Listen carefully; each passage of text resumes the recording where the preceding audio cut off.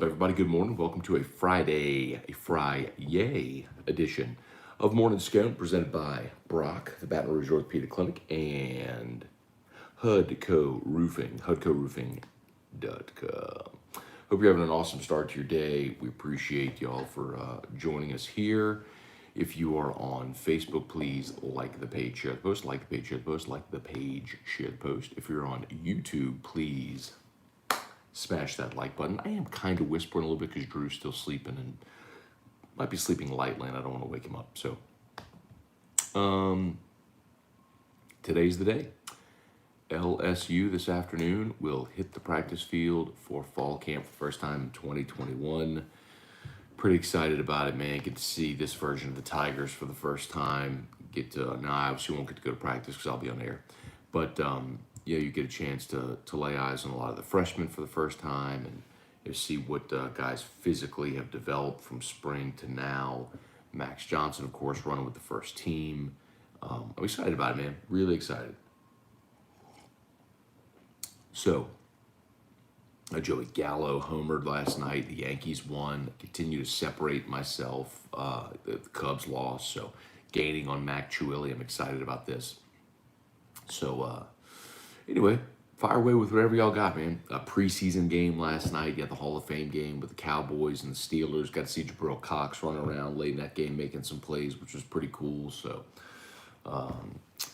y'all fire away. Michael Merritt, good morning. Devin Kelly, good morning. Wondering where you were. Yeah, man. So, today's first day of school for Erica, and so she had had some stuff to do. So she got up at 5 to get to school for 6. And normally, if I'm not up, she'll wake me up around 6:45. Well, she was not here to wake me up, but my body clock did wake up at like 6:52. So my eyes popped up at 6:52, and I kind of laid back down for a second. I woke up, it was 8:20. I was like, oh, yeah, let's get rolling. So probably not going to do a super long show today. I haven't even showered yet. Like, I feel like I'm behind now. But I guess the good news is, with respect to prepping for AFR or anything like that, it doesn't really matter what I prep because Terrio is going to come in and fire sale the whole show. So, or yard sale the show. That's what I meant. Yard sale, not fire sale. Paul Batts, good morning from Houston. There you go, Paul. What's up, man? Good morning. Reagan Lee, Brian and Andy Pinton, good morning from Chi-Town. Headed to Spokane. Man, y'all driving all over the world, man. Well, all over the country, but yeah. Enjoy the drive today, man. Shelby Kelly. Oops. Thank you, Shelby. Good call, man. Shelby, I appreciate it very much. Put your phone in airplane mode. And you know, mostly the YouTube people. Thank you, Shelby. Kelly Groves, Truax, what's up, man? Paul, what do you look for in early August practices? So, obviously, like we don't get to see the team periods.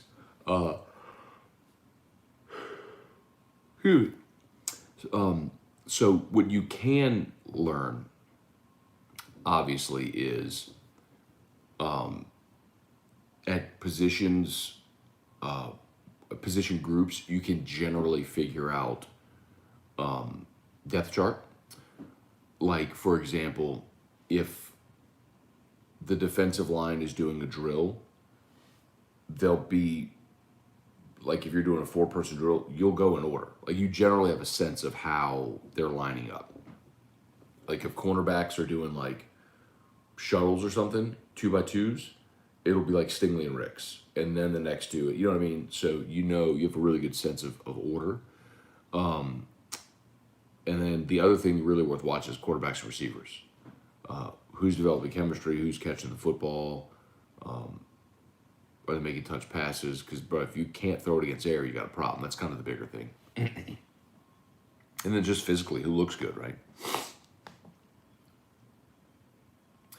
Trivia Carter, good morning. Bubba Tatum, good morning. Tracks mud all over Trivia's floor. Mark Belgar. Good morning, Mark. Joey Vincent, Dale Broussard, now have football every weekend until February. Yes, sir. Do we have NFL games this weekend? I don't think so, man. I think because the Hall of Fame game is like that sort of kickoff. You got the Hall of Fame this weekend, and then you actually have preseason, like a slate of preseason next weekend. I'm not trying to like poo-poo you there, but I don't think we yeah, the next game is Thursday, the 12th. And the Saints play in Baltimore on Saturday. So you just got to get through this. I mean, I guess if you count Thursday as this weekend, then you're right. Let's count Thursday as this weekend, so you'd be right. So we do have football every weekend until February. Trey Haydet, Spurge, what's up, man? Good morning. Reagan Lee, what's your prediction for the season? And what are we doing in the postseason, bowl game, or playoffs? So, Reagan, I've answered that question about 100 times already. Now, barring, I'll give it to you again, I don't mind. Barring injuries, things that could completely transform the season. I think LSU's 9-3. I think they lose at Bama, obviously. I think they lose at Ole Miss. And a lot of people don't like me saying that, but I'll remind you that a year ago, you beat them 52-48. They scored 48 points while throwing 5 interceptions.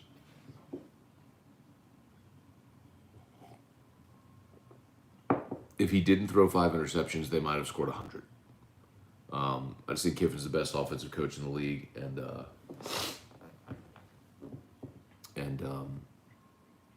Matt Corral is an awesome quarterback. He and JT Daniels, I think, are the best 2 quarterbacks in the league. So I think you're going to have trouble outscoring them that day in Oxford. So now their defense may not be any good. Maybe a very similar game to what we saw this past year. But and then I think the 3 home games that you have, Auburn, Florida, A&M, I think you go 2-1 in those games. I think you get 2 of them. And I think you beat Auburn and probably split the Florida and A&M games. And if you do that, you're 9-3. And if you win all 3 of those, and you're 10-2. And so, yeah, I think New Year's 6 is a real probability, like just like 2018, man, where they went 9-3, ended up in the Fiesta Bowl. I think that would be awesome if they ended up there again. Now, in 2017, they were 9-3, but remember, the 9-3 didn't look as good. You lost to Troy, you got blown out by Mississippi State, you got shut out by Bama, so they got passed over for New Year's 6 and ended up in the Citrus Bowl and lost to Notre Dame.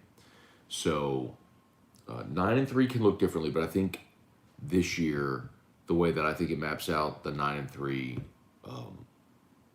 probably get you back into New Year's 6, depending on what the rest of the country does. But I think that'd be a great stepping stone from what happened a year ago. Kevin Boudreau, good morning. Hey, Dad, good morning. Justin Reyes, good morning. Any plan for some type of whiskey and wine show this year? Yes. So the plan is me and Rohan Davey, and Don Juan is on board again. So we will be live Football Saturday as soon as the clock strikes 0 from Don Juan. Obviously, for week 1, that's a no-go because I'll be in Los Angeles. So we're trying to figure out logistics. Like, do I do a show from LA? I mean, Roe's not going to be there. So do I just do a solo deal? Do we just not do it week 1? Let me know your thoughts there, what you'd like to see. Stephen Miller.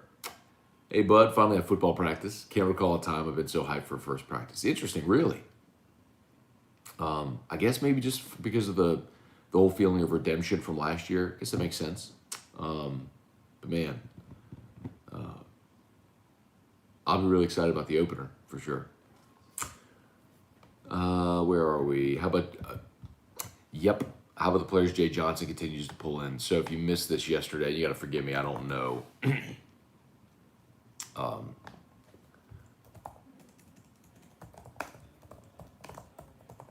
I got to get the kid's name again.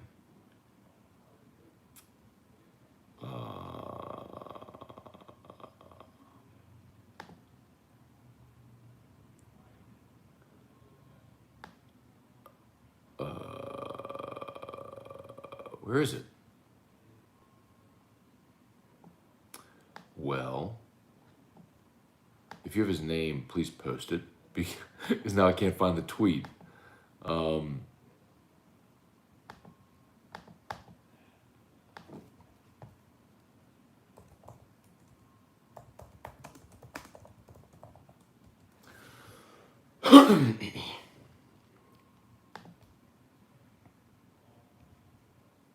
God dog it. I can't find it. Anyway, Jay John's got another. I can't find the kid's name. My bad. We got another commitment yesterday. Roy Esai. Good morning from Manhattan. Thank you for watching up there, Roy. Paul Batts with the latest Aggie example throwing shade at LSU. I see LSU bouncing back against A&M. So I didn't see that, Paul. Someone here mentioned yesterday, like an A&M coach or something, talking about it. I didn't see it. And look, man, you can say all you want about bulletin board material or whatever. I mean, I'm never okay giving it, because if you're motivating people to prepare harder against you, that's not a great thing. But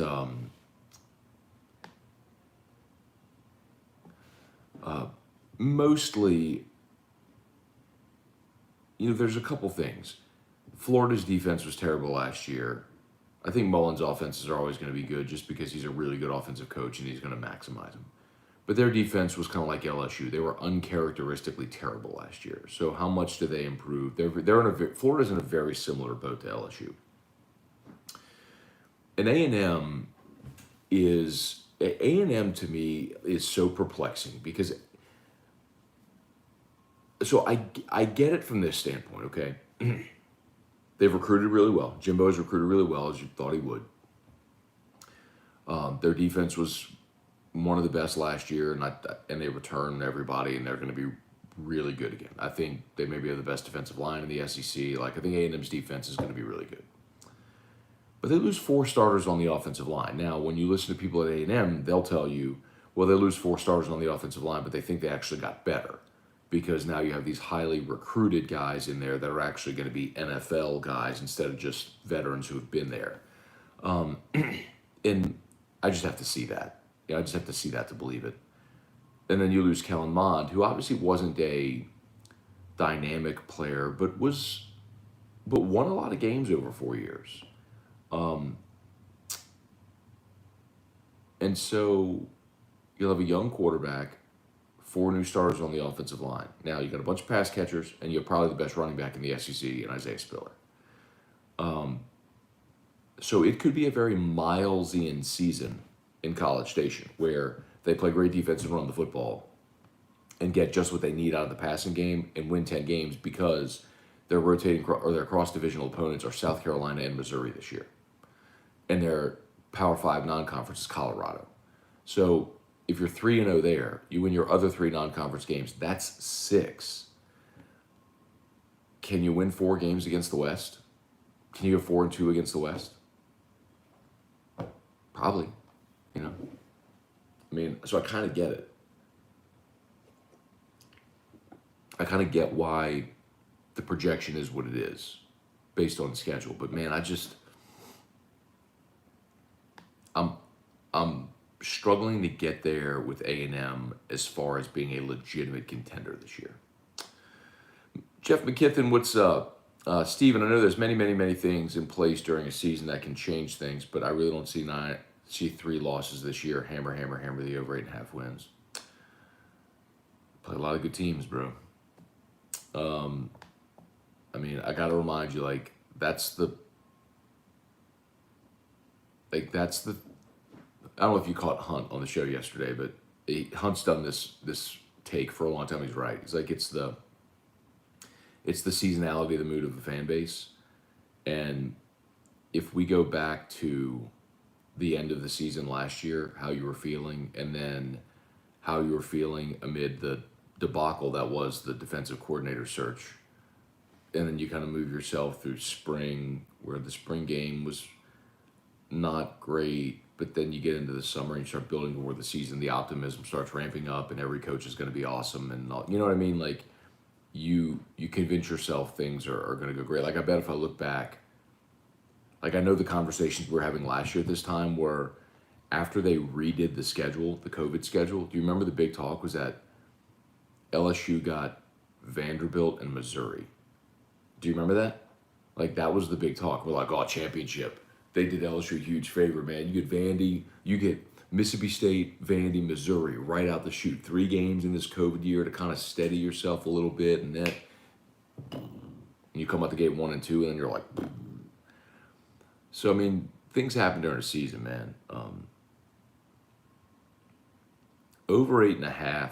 I mean, I could get down because I think they win 9, but I can't see him getting to 10. There's just too many coin flip games, man. Like, bro, Mississippi State came into Baton Rouge and beat you last year. Mississippi State's gonna be better this year. Like, I don't think there's any team that was more affected by COVID in the SEC than Mississippi State. Because, hear me out, because that offense is all about rhythm, timing, reps. I mean, that's all that is. And you had no spring and no real camp to work that. So now with an actual full off season, I think State is one offensively that probably picks it up a little bit. I mean, that's a tough game. Going to Kentucky is a tough game because you're sandwiched right between Auburn and Florida. And LSU is, for whatever reason, generally not played well against Kentucky. I mean, I guess that's where I look at it more so, Steven. It's like, I think LSU is drastically better than they were a year ago.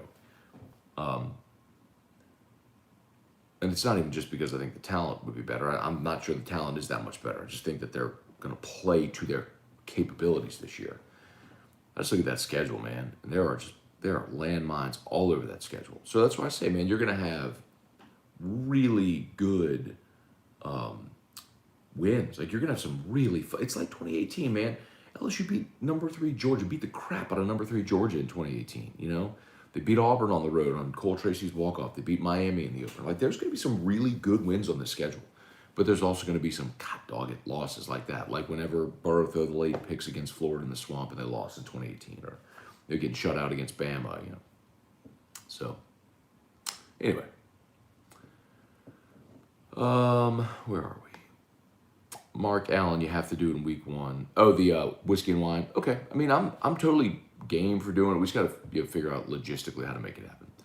Steven, been waiting 7 years for this game to happen. Check it off my bucket list. Now we're 29 days away. Giddy's another statement. That's a great point, man. I am really excited to go to the Rose Bowl. Actually, y'all remember Chandler Rome, who worked at The Advocate, is now the Astros beat writer for the Chronicle. He was out in LA covering Astros Dodgers, and so he sent me a few pictures since he's been out there, and he swung by the Rose Bowl, took a picture. It was gorgeous. I mean, gorgeous backdrop setting, all that stuff. It got me a little excited for sure. Justin Crawford, thank you. It's Carl Crawford's son. Thank you. That's who committed to LSU baseball. Nice. Greg Dykman got his call up. Very nice. That is phenomenal news. Well, you kind of knew that was going to happen as soon as that trade happened, man. He went to the Cubs and they had fire saled everybody. Oh, he didn't get a call up he got a call up to AAA. Well, still, that's great. Good for him. Oh, no, never mind. All right, so he got called up to AAA.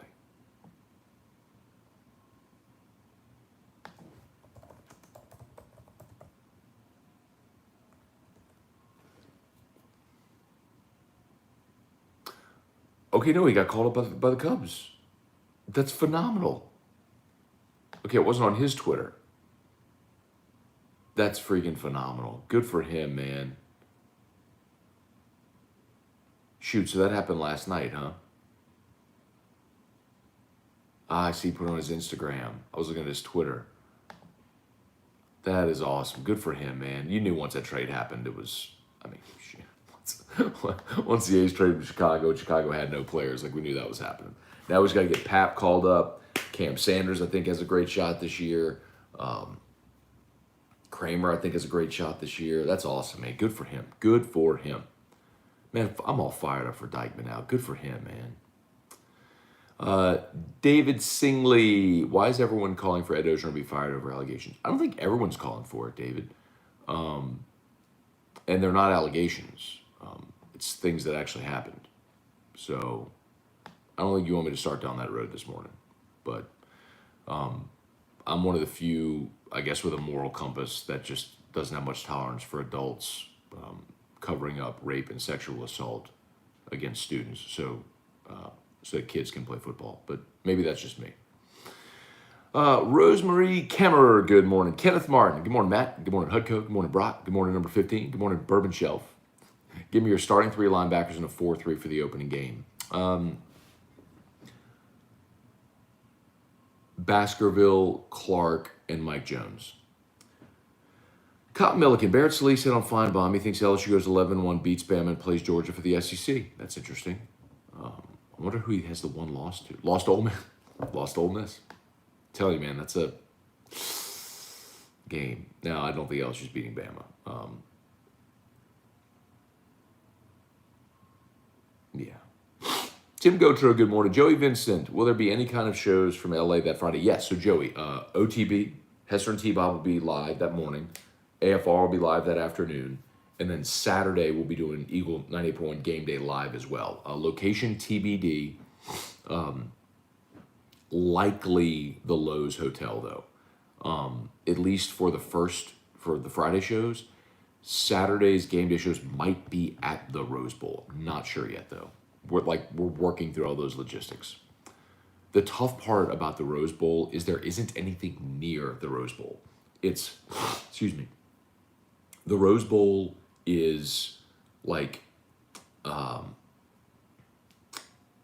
it's like in the middle of a neighborhood. I mean, there's no it's not like you walk across the street and there's bars or restaurants or anything, right? It's to set up. I mean, we might just have to get a power source on the side of the stadium, plug in and do a show.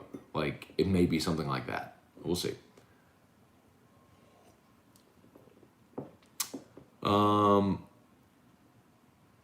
Brady Smith just left for the LA game.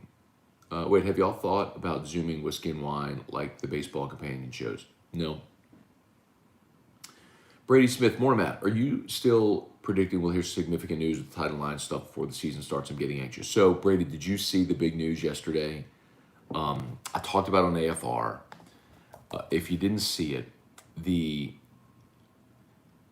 I talked about it in hour 2. It was like at 4:15 or 4:30 maybe yesterday. And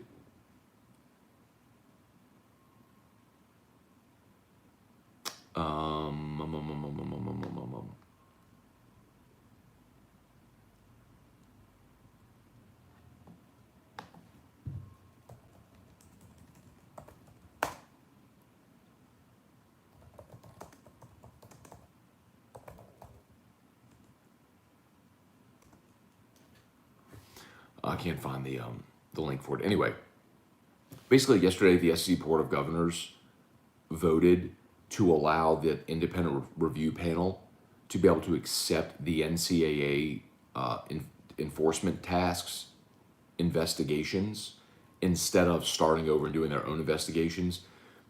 I'm oversimplifying this, but suffice to say that in so doing,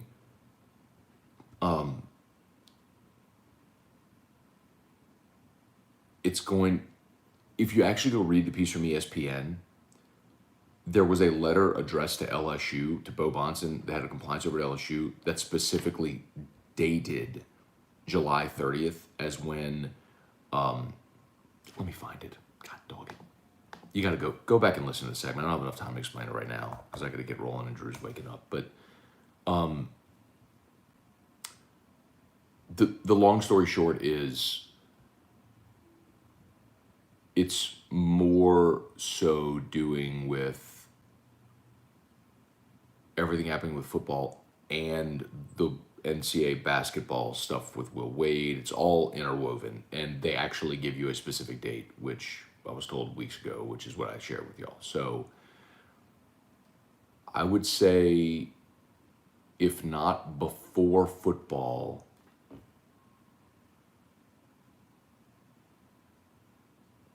before the end of September. Because July 30th is the date that they gave, and within 60 days of that date, you should have something. So that I would say before the end of September. Brody, have you all thought about? Oh, sorry, I read that one. Spurge, A&M is going to be tough with Vegas over under of 9.5 wins. Yeah. Pat Huseman, good morning. Trivia: Florida plays in the SEC championship with the same boat as LSU. Really, Matt? I don't understand. Trivia? No. Oh, defensively, dude. Florida last year defensively was a sieve. Like, they almost fired Grantham. I mean, they were in the SEC championship game because the East sucks, and it's basically whoever wins the Florida-Georgia game goes. Like, that's why that happened. And Georgia drew Bama from the West and lost that game. I mean, that's why Florida ended up in the championship game. I mean, just because you're in the SEC championship game doesn't mean you have a stellar season. I'll remind you, 0-1 LSU was 5-3 in the league and won the tiebreaker and went to the SEC championship game. But Florida scored a bajillion points, but their defense allowed, hang on. Florida's defense last year allowed 30.8 points per game. That was 74th in the country, but they scored 40 a game. So, I mean, their defense was terrible. That was my point, is like a year ago, they were in the same boat defensively where they were uncharacteristically awful defensively. And so they got to get better there. That's what I mean. Kevin Boudreau, I don't believe LSU loses to Ole Miss. Of course you don't. Why would any LSU fan think they're going to lose to Ole Miss ever? But I'll remind you, they scored 48 points while their quarterback threw, in a game where their quarterback threw 5 interceptions. He could have scored 100. Who's the one idiot that hits the thumbs down button all the time? But I'm really thrilled that whoever that person is so obsessed with anything I do that every day they feel like they have to come onto my live stream just to hit a thumbs down. Can you imagine being that unhappy in life that you actually take time out of your day to go into someone's live stream who you profess to hate just to hit a thumbs down button? Like, you want to talk about taking up permanent residence in somebody's head. Holy man. God bless whoever that is.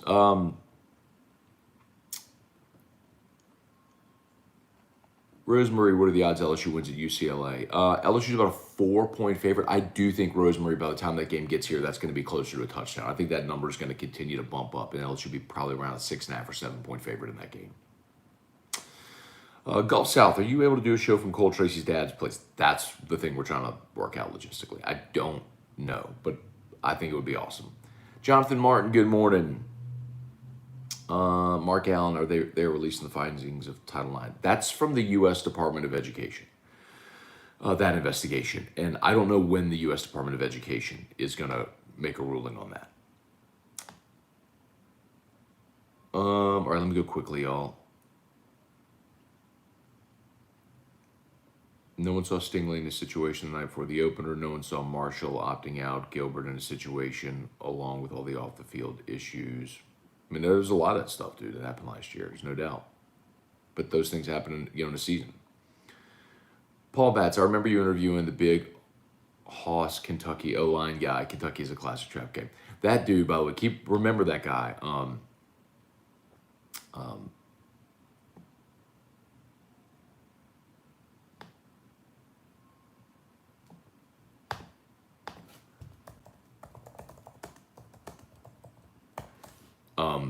Yeah, so that guy's name is Darian Kennard, and he may very well be a first-round draft pick next year. Like, I know he plays in Kentucky, but he was like one of those top 100 players in the country from Ohio who went to Kentucky, and those guys don't typically go to Kentucky. So he's kind of had a quiet career because he played on teams that, they're Kentucky. But he is a big, nasty dude, man. And he's going to play left tackle for him this year. He played right last year. He's played guard. Like, that's a guy that really, really could be a first-round pick come spring. Keep an eye on him. Let's see. Yeah, I'm with you, man. Looking through purple and gold glasses too. Definitely Kentucky Ole Miss road games or landmines. I'm ready for whatever though. Just bring it. I hear you, man. Look, I guess from my standpoint, I get why Vegas has LSU at 8.5. Because there are, if you just chalk up LSU as a significant underdog to Bama, I look at, I think LSU is they're about a 7 point favorite over Auburn. They should win that game, especially at home.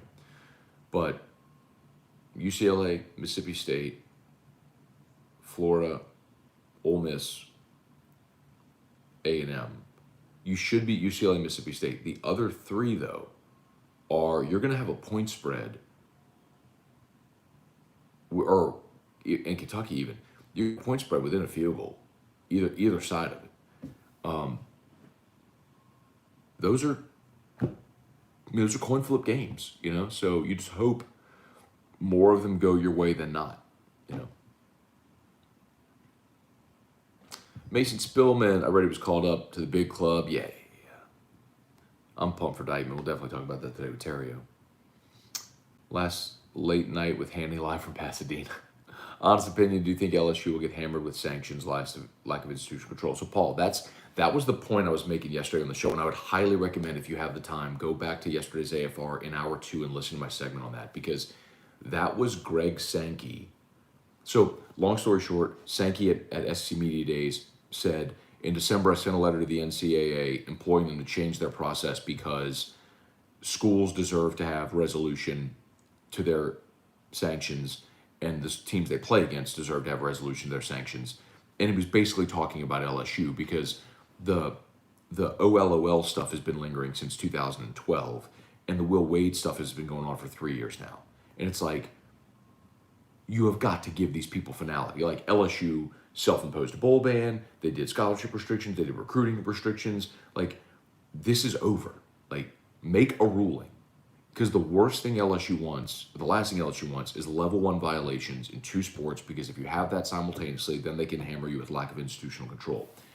And that's awful. So LSU wants the book closed on football. They do not want football being judged with basketball. The problem with basketball is, and it's really the NCAA's problem, is they have this recording of Will Wade saying damn strong offer, strong ass offer, whatever it was, and strong ass offer. And they have no evidence. That's their hang up. Like, they investigated and they found nothing. It's why Javante kept playing. It's why there's no NOA. It's why they referred it to the independent review board, because the NCAA enforcement investigated it and found nothing. So they're like, we have you on tape, but we have no evidence of it. And they keep digging and can't find anything. So they forwarded it to this group, and this group's doing an even deeper investigation, and they can't find anything. And so it's like, and Sankey was like, hey, enough of this. Give these people a ruling one way or the other. And that's basically what they said, is that now this independent review panel, instead of conducting its own investigation, can use the evidence or information from the NCAA enforcement staff to make a ruling. And that's what we're now expecting to happen soon. Hopefully how hopeful are you of this LSU offensive line?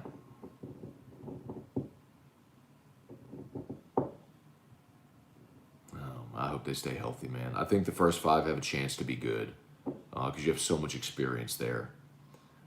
But man, the depth is brutal. Just, there's none. There is no depth. I mean, there's nobody that's played at all. I mean, Ogeron's telling you his next 2 are Anthony Bradford and Garrett Dellinger. I mean, Bradford didn't play last year, and Dellinger's a true freshman. Those are your next 2 offensive linemen. I mean, I'm worried about it a lot. You can tell, especially with a newbie at quarterback and a running game that was no good last year. You know. Anyway, I'm worried. Hopeful, but worried. Chris McGinnis ran free in that dude's head. Kinda, right?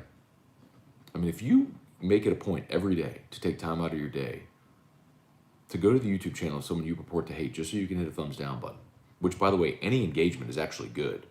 It's good for my show. It just means it wouldn't be shown to him, yet he keeps coming here every day to do, or her, whoever, she, whoever. So Sankey is having LSU's back. People might not like Sankey. I think he's a phenomenal commissioner. He's he has been absolutely sensational, transformative. He's been awesome.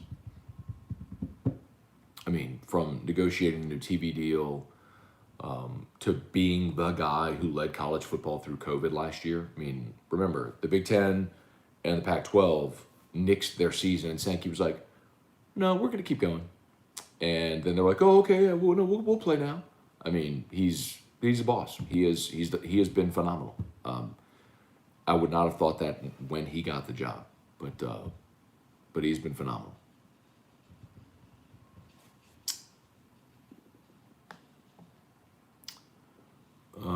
Mark Allen, if they're watching and hitting the thumbs down every day, they're defeating the purpose. Exactly. That's kind of the dose of irony.